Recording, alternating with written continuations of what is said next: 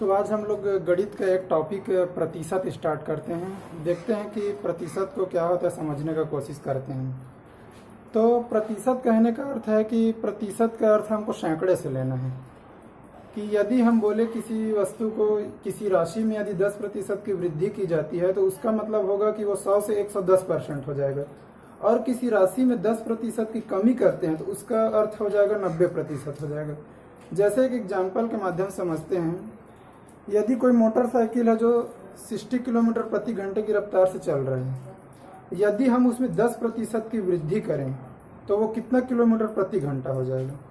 तो देखते हैं कि पहले 60 किलोमीटर प्रति घंटे की रफ्तार से चल रहे हैं और इसको हमको 10% वृद्धि करना है। तो अब क्या करेंगे, ये जो 60 है वो 100 है।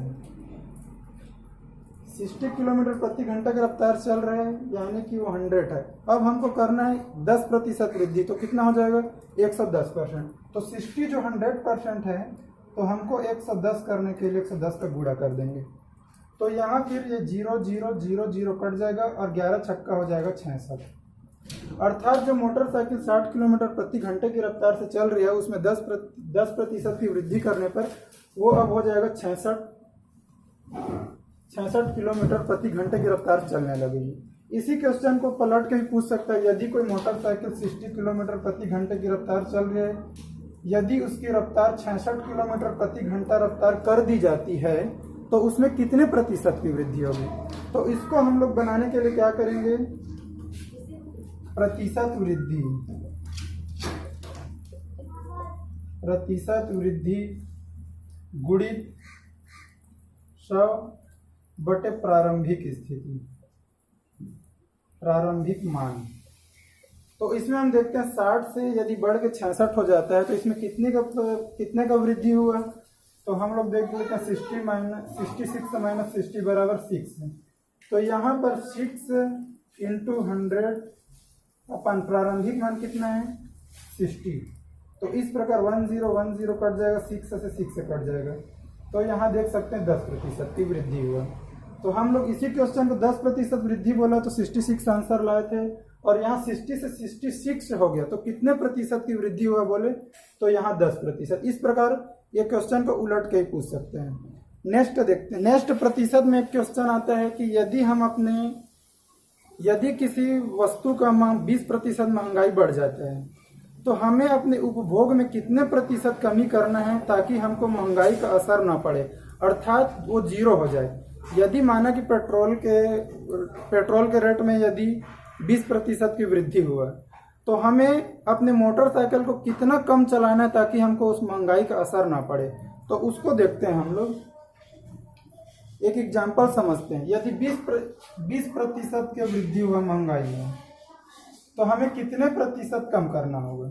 तो इसके लिए एक फार्मूला याद रखना है, 100 into x upon 100 plus minus x. अर्थात एक्स यहाँ पर क्या है, एक्स का मान प्रतिशत वृद्धि या कमी से है, वृद्धि या कमी। यहाँ प्लस माइनस इसलिए कह रहे हैं कि यदि वृद्धि बोला तो यहाँ प्लस रखेंगे और यदि कमी बोला तो यहाँ माइनस रखेंगे। तो हम देखते हैं यदि पेट्रोल के मूल्य में 20% की वृद्धि होती है तो हमें अपने उपभोग में खपत में कितने प्रतिशत कमी करना है। तो यहाँ हम 20% रख के देखते हैं।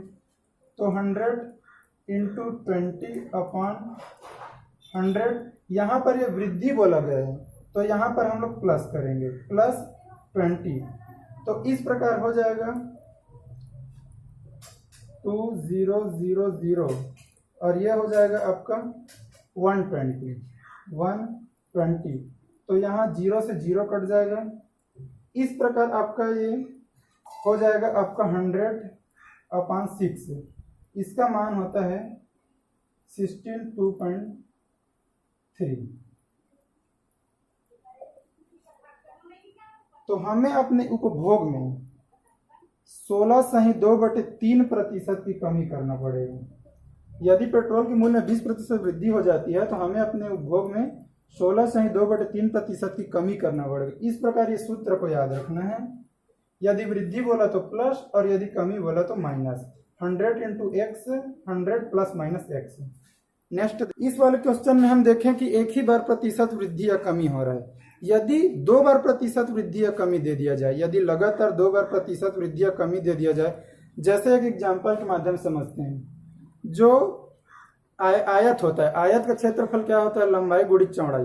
तो इस प्रकार क्वेश्चन आता है कि यदि आयत की लंबाई में 100% वृद्धि कर दिया जाए और उसकी चौड़ाई में y% वृद्धि कर दिया जाए तो उसके क्षेत्रफल में कितना वृद्धि होगा। तो इसके लिए हम एक छोटा सा फार्मूला देखते हैं। पहला प्रतिशत प्लस दूसरा प्रतिशत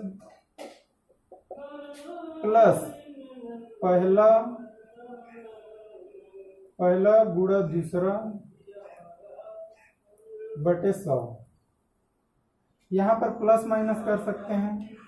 यदि दोनों बढ़ रहा है तो दोनों में प्लस रखेंगे, यहाँ भी प्लस माइनस कर सकते हैं। यदि दोनों बढ़ रहा है तो दोनों में प्लस, यदि दोनों घट रहा है तो दोनों में माइनस, यदि एक बढ़ रहा है एक घट रहा है तो इसमें प्लस इसमें माइनस। तो एक छोटा सा एग्जाम्पल के माध्यम से समझते हैं। यदि आयत की लंबाई में 10% की वृद्धि होती है, यदि लंबाई में 10% की वृद्धि होती है और चौड़ाई में आपका यदि 20% की वृद्धि होती है तो आयत के क्षेत्रफल में कितने प्रतिशत की वृद्धि होगी। तो सूत्र में रखते हैं वृद्धि तो 10 प्लस 20, यहाँ वृद्धि बोले इसलिए प्लस 10 और यहाँ वृद्धि बोले इसलिए प्लस 20, फिर प्लस करके यहाँ 10 गुणा 20, यहाँ रखें ये पहला 10 ये दूसरा 20 बटा में 100 कर देंगे। यहाँ 10 10 10 10 कट जाएगा, यहाँ 10 प्लस 20 और यहाँ आपका 2 × 1 अर्थात 2 प्लस 2, इस प्रकार 32। इस प्रकार हम कह सकते हैं कि आयत की लंबाई में 10% की वृद्धि और चौड़ाई में 20% की वृद्धि करने से उसके क्षेत्रफल में 32% की वृद्धि होगी। नेक्स्ट टाइप देखते हैं हम लोग शेष वाला क्वेश्चन। यदि एक क्वेश्चन के माध्यम से समझते हैं इसको।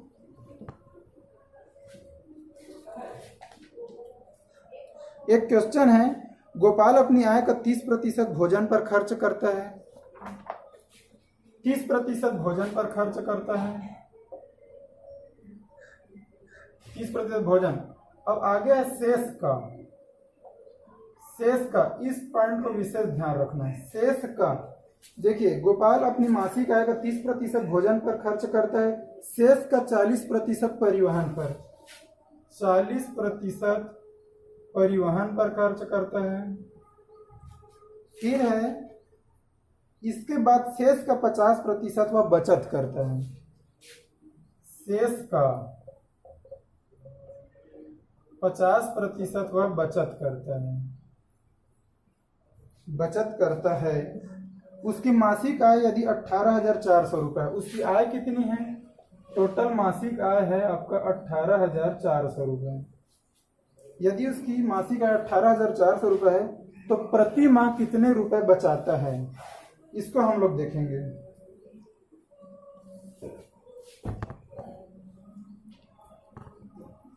इस प्रकार देखते हैं कि इस प्रकार जो शेष बोला, यदि हम लोग यदि बोले कि 100 रुपये खर्च करते हैं, 100 रुपये हमारे पास है, 30 रुपये खर्च करते हैं तो हमारे पास शेष कितना बचा?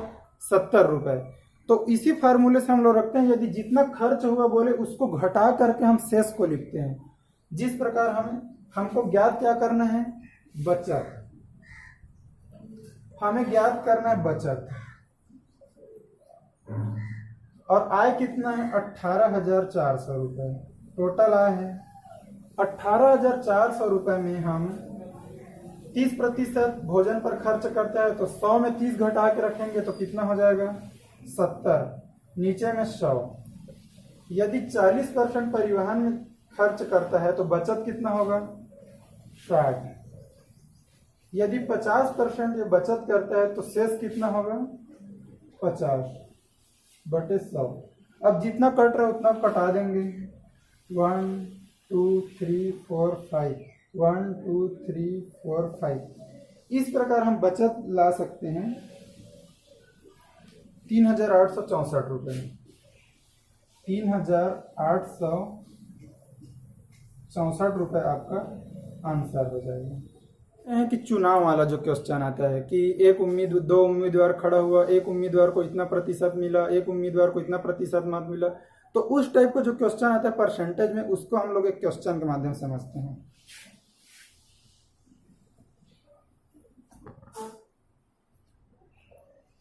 बोल रहे एक चुनाव में 2 उम्मीदवार खड़े थे, तो जीतने वाले उम्मीदवार को मतों का 65% मिला।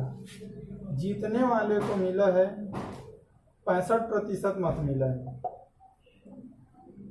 वह 900 मतों से विजयी हुआ। विजयी कितने मतों से हुआ? विजयी 900 वोट से हुआ, 900 मतों से विजयी हुआ। ज्ञात कीजिए कि मतदाता सूची में कितने मतदाता थे। तो कुल कितने मतदाता सूची थे उसको हमको ज्ञात करना है। कुल मतदाता कितने थे उसको हमको ज्ञात करना है। तो हम देखते हैं कि जीतने वाले को 65% मिला। किसी भी चीज का 100% होता है। यदि जीतने वाले को 65% मिला है तो हारने वाले को कितना मिलेगा? 100 - 65 बराबर 35%। तो जीतने वाले को 65% मिला तो हारने वाले को 35%। अब ये विजयी कितने मतों से विजयी बोला है? 900 मतों से। तो जो इनका परसेंट का अंतर है 65 - 35 बराबर हो जाएगा 30%। ये जो 30% से विजयी हुआ है उसी को दिया गया है आपका 900 मत। ये जो 30% है वही 900 वोट से विजयी हुआ है। तो ये 30 हमको कहाँ से प्राप्त हुआ? विजयी को 65% मिला तो हारने वाले को 35। तो दोनों का जो डिफरेंस है वो हो जाएगा 30। तो 30 को 900 वोट से विजयी हुआ। तो हम देख सकते हैं जो 30% कुल उम्मीदवार, कुल यदि हम 100 मान ले तो 100 का 30% बराबर कितना हो जा रहे हैं? 900। ये हमको दिया गया है। तो अब क्या करेंगे? हम यहाँ से काट सकते हैं 10 10। यदि आपस बराबर हो तो ऊपर से ऊपर कटता है और नीचे का यहाँ ऊपर गुणा होता है। तो 10 10 कटा, 3 से हम लोग काट दें, 3 × 9 और 0, और यहाँ 1 से बराबर यहाँ का 2 0 यहाँ चला जाएगा तो ये 3 हो जाएगा।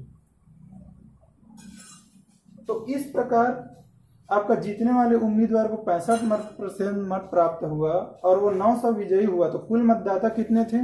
कुल मतदाता की संख्या 3000 थी। इस प्रकार से ये क्वेश्चन को देख सकते हैं। ये एक नेक्स्ट क्वेश्चन और देखते हैं। एक क्वेश्चन आता है कि परीक्षा में शामिल होने विद्यार्थी इतना % फेल हुए, पास हुए, वो वाला क्वेश्चन, उसको देखते हैं। किसी परीक्षा में 60% विद्यार्थी गणित में और 70% अंग्रेजी में, 50% विद्यार्थी दोनों में उत्तीर्ण हुए। तो 60% विद्यार्थी गणित में, 70% विद्यार्थी अंग्रेजी में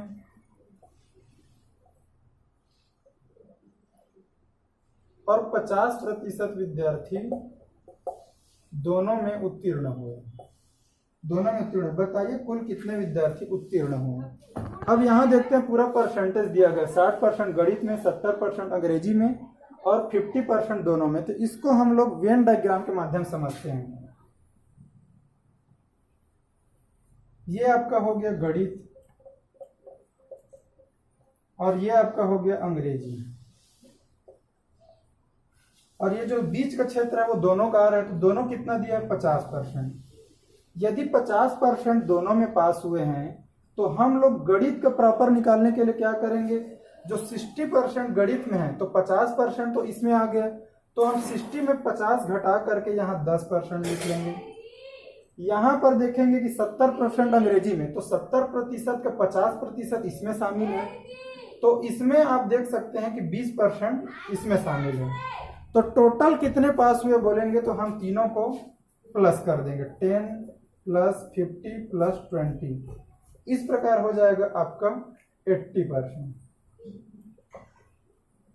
तो इस प्रकार के क्वेश्चन में वेन डायग्राम के माध्यम से समझते हैं कि दोनों जो बोल रहे हैं दोनों में पास हुए उसको बीच में रख लेंगे और जो दिया है उसको हम लोग माइनस कर करके रख देंगे। इस प्रकार तीनों का इंक्लूड करके आपका आंसर प्राप्त हो जाएगा। तो ये कुछ 5-6 टाइप का परसेंट का क्वेश्चन था। इसको आप समझने की कोशिश करेंगे। अभी के लिए इतना ही। और आपको किसी भी टॉपिक में समस्या है, किसी भी सब्जेक्ट में, तो आप कमेंट कर सकते हैं, मेरे से प्रॉपर संपर्क कर सकते हैं। मैं कोशिश करूंगा कि अपने तरफ से आपको समझाने का कोशिश करूं। धन्यवाद।